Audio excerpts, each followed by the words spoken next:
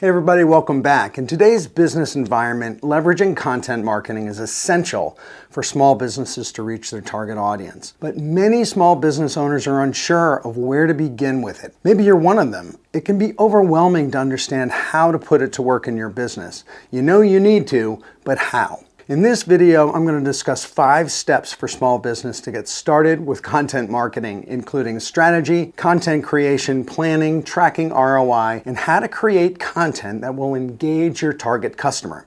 So let's get started. Now, step number 1 is content strategy. When you invest in content marketing without documenting a strategy, you're pretty much throwing a spitball at the wall and hoping it sticks. Many people think the time it takes to develop a strategy would be better spent actually producing content and hitting post. Unfortunately, undervaluing the strategy phase is a huge and costly mistake. Great content marketing strategy covers all of your goals and your tactical initiatives. It's your success map, and without it, believe me, you're going to be lost. By documenting your strategy up front, you mitigate the frustration and confusion that many businesses experience by diving in with a distinct purpose. A content strategy generally covers about 6 major areas: defining your target audience, content topics and themes, campaign goals, publication channels, repurposing, and then tracking results. Now first, you want to define your target audience. The very first step in creating a successful content marketing strategy is defining who you're talking to. Who are you trying to reach with your content? What are their interests, their pain points, their needs? And next, you want to develop topics and themes. By understanding your target audience, you can create content on subjects that are really relevant and valuable to them and will help them in their businesses. And I'll dive into this a little more deeply in a second when we get into the knowledge bank step. Now next, we move on to setting campaign goals.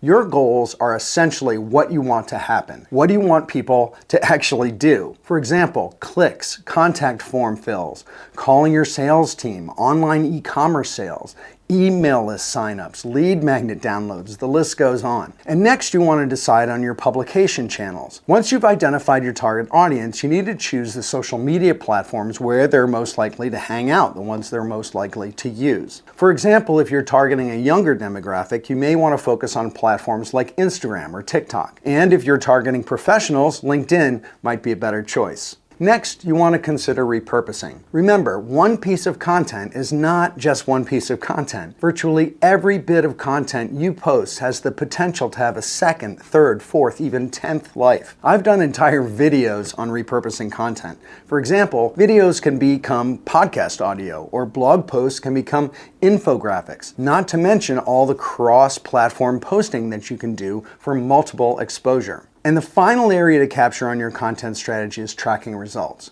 No marketing campaign is worth the energy if you don't track what happens and adjust your tactics to leverage the wins and sunset the losses. Now, I want to take a moment and thank Audible for sponsoring this video. If you've been following me for a while, you know I believe in lifelong learning. And I've been listening to Audible since the very beginning of starting my agency. And listening to the books of great business, branding, and marketing authors helps me learn new things every day. Listening to books and podcasts keeps me informed, inspired, and yes, even entertained as I grow my business. And if you're a new member of Audible, you can get a 30-day free trial. I highly recommend that you download this one title that really influenced my thinking about content marketing. It's called Duct Tape Marketing by John Jantsch. The book's been out a while, but he just published a revised and updated version that addresses the impact of content marketing on small business in recent years. And John's a really great storyteller and uses real-life examples that'll really help you put his principles into use in your business. There are thousands of options and titles for you to listen to on Audible. One of the cool things about Audible is that it suggests other titles that you might like. That's how I found Sun Tzu's The Art of War, which I've been really inspired by lately, and I highly recommend that you download that one too. So thanks again to Audible for sponsoring this video. Step number 2, I call the knowledge bank. Once you have a content strategy captured, what comes next is where most businesses actually freeze up. What do we post? What do we have to say? Here's an easy way to get over this deer in the headlights moment.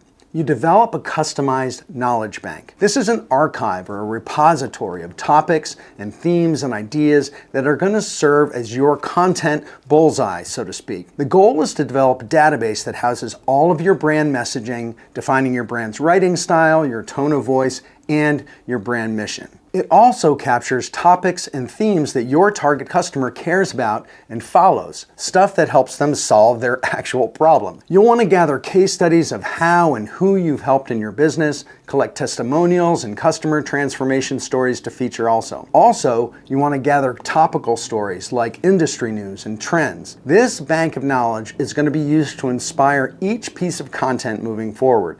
So content is on brand and serves a strategic purpose. Now, step number 3 is content creation.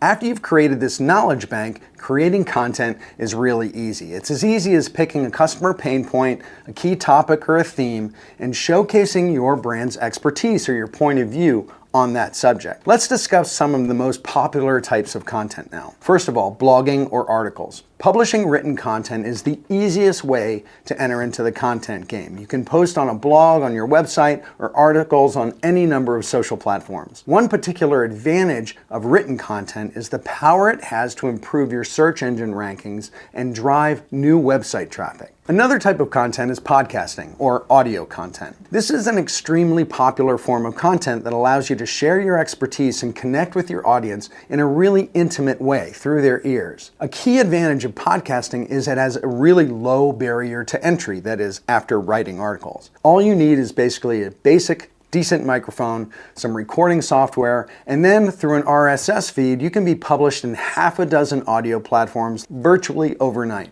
It also has the added benefit of giving you a really great platform for storytelling and also establishing partnerships through featuring people on interviews. Now let's talk about video. Video content is the pinnacle of all forms of content. Doing it well, yes, it has the highest barrier to entry, but it also has the greatest impact on SEO because Google owns YouTube. And it's the most engaging and versatile medium because it's visual and it's auditory, and it has the potential to be both informative and entertaining. It can be used to demonstrate products, provide tutorials, share behind-the-scenes content, and even though creating video can be more time-consuming, the results and the returns can be really significant. Now, let's not forget email marketing. Email is the one content platform that, apart from your website, you actually own. Social platforms come and go. Remember MySpace or Vine? Influencers have built million-dollar brands on TikTok, and now even that platform is in danger of being banned through government intervention. So build at least some of your content empire on land that you own. Driving your audience to your email list so you can communicate with them directly without a social platform,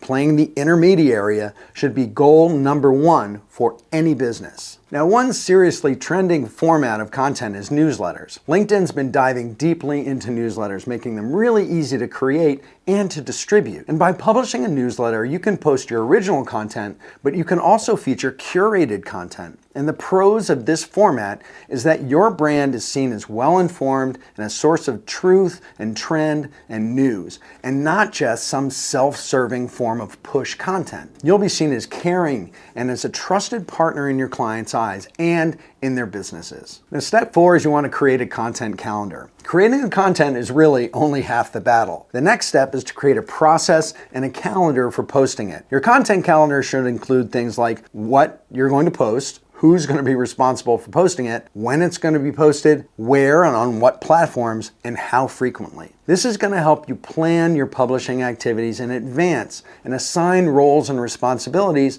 so you can stay organized and be consistent. Step number 5 is content distribution. Consistency is a key success factor in content marketing, so having and executing on your content calendar is job number 1, distribution. Posting regularly allows you to stay top of mind with your target audience and expose your content to a wider audience. To maximize the impact of your content media posts, make sure to include high-quality images and videos and audio snippets and use hashtags to increase visibility. But posting isn't the end of the journey. It's really easy to post content and forget it, thinking, my job is done. But engaging with your posts after they've been published is really highly important. You want to revisit your old posts, engage in the comments section, answer questions, tag other people who you think might be interested. Remember, comments are content too. And finally, let's talk about ROI a little bit. You want to make sure that you look at your analytics and track your posts' results. It's important to regularly analyze your content marketing strategy and see what's working and what's not working.